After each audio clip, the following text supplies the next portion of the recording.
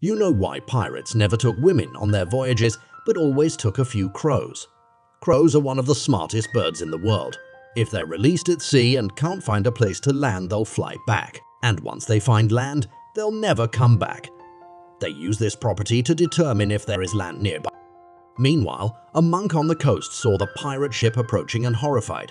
He ran back to the monastery to report it.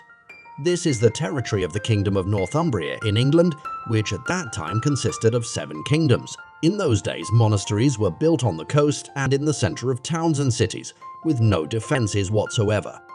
As soon as he received the news, the priest ordered the gates to be closed, but it was too late. The Vikings were on the coast, sharpening their swords.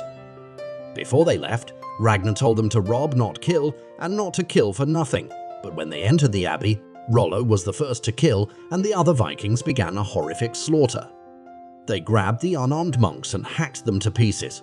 Ragnar had promised equality, so he couldn't stop them. So he took a few others who couldn't bear to do it and went to look for money. Afterwards, they packed a lot of gold and treasures with the captured monks and put them on the ship. They were loaded and set sail for home.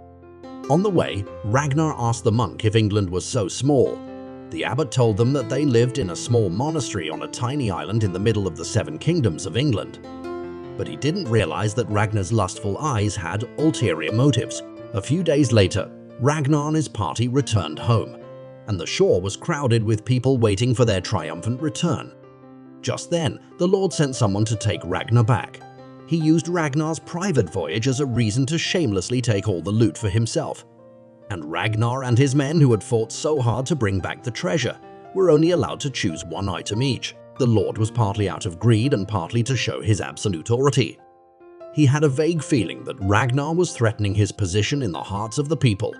The crowd watched as Ragnar made his choice.